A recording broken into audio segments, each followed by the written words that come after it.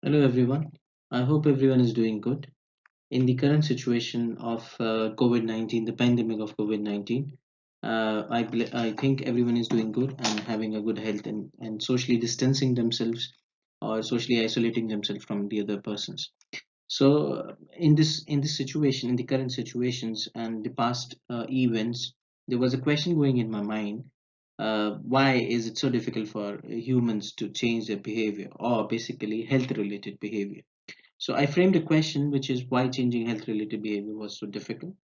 And I was searching around the net, the PubMed, and the article. So I came across a paper exactly titled the same question, which is why changing health related behavior is so difficult. So I'll just make it's just a small video where I just talk about what the paper says and why is it so difficult for a particular person to change behavior. So this is the paper, Public Health, published in Public Health 2016. Why is changing health related behavior so difficult? Authors are Kelly and Barker. So they basically talked about common errors. They outlines the common errors, why every time we try to change an health related behavior fails, and what is the way out on that particular behavior, or what is the way out of changing a health related behavior. So the first and the foremost error that they say is we always think that behavior it is just common sense. So they argue that changing behavior is just common sense, and if we do not need to study it, we do not need to analyze it, don't need to experiment it, don't need to invest money into it in understanding why a particular person is behaving in a particular way or why a society is behaving in a particular way. So this is it's a very common error, and I think in day-to-day life it's very common. We always say this is just a common sense. Why we need to analyze it or why need to explore it?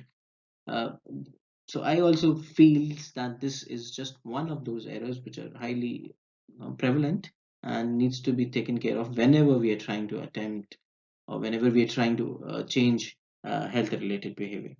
These the second common error that they basically talk about is it's just about getting the message across. So many policymakers, many healthcare providers, many public health specialists thinks that it is just about getting the message across. So if we package the message beautifully, the health related behavior has to be will accompany the message. But that's not always hold true. Many researchers have found that it's just a component of behavior that changes. It's not the overall behavior that's basically changing.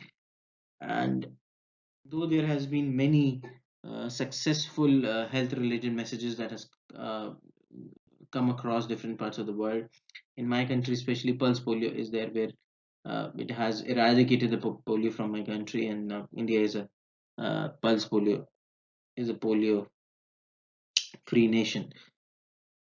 So this is taken from the article which they says campaigns have an important role and can be effective, but they are just one part of a total strategy, and behavior change is not just simply messaging. So yes, of course, the campaigns are effective, but it's not the overall. It does not reflect the overall picture as per se. The next error they basically talked about is knowledge and information drive behavior. This is very common in medical practitioners. Patient comes to us, we think that the patient is not having the knowledge about a particular disorder. We give the knowledge to the patient, and the patient should now behave or should be more oriented towards the problem. This is very common in patient doctor-patient relationship and doctor-patient interactions, but it's not always. They argue that it's not always as effective as driving the behavior. Though they say it's common in acute conditions, but in chronic conditions, it's tough that the knowledge may drive the behavior and is not the final solution. The other two are interlinked principles. One is people act rationally, and the other one is people act irrationally. So the argument is sometimes people act rationally. They say the healthcare providers or the policymakers say that the peoples are acting rationally, but that's again is not going to help the overall change.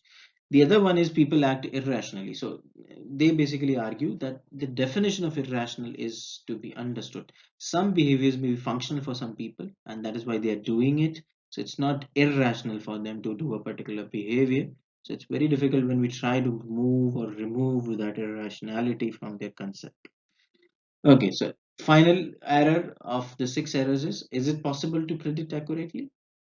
So they say prediction is easy, but it is not as effective and valuable sometimes. So we can predict that, okay, this behavior will lead to a particular thing, but is it useful? Is it accurate? Is questionable. So so finally, what is the solution? How can we bring about change in behavior? How can we bring about health related change in behavior? Because it's very important when people, public as per se, changes behavior. Because nowadays the non-communicable diseases are becoming epidemic, their numbers are increasing, and recently we have seen a pandemic of COVID-19. So how does we make sure that the people changes their behavior? They provide an analogy.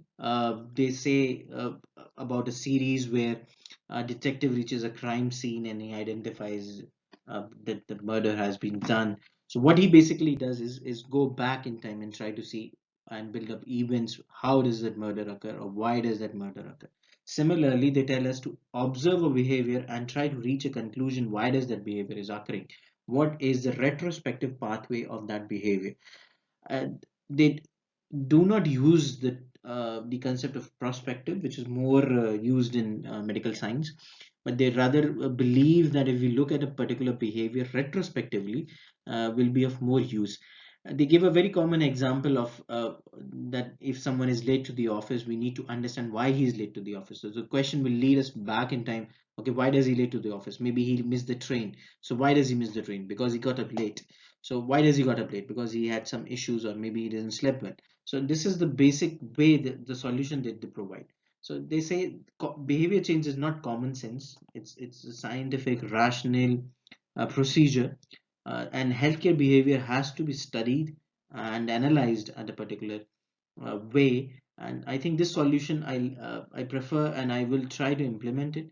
And I hope we will use this particular way of understanding the health related changes or behavior changes in our patients. Thank you for the listening. I hope this will stir up some discussions, and I hope I can that you like my lecture. Thank you so much.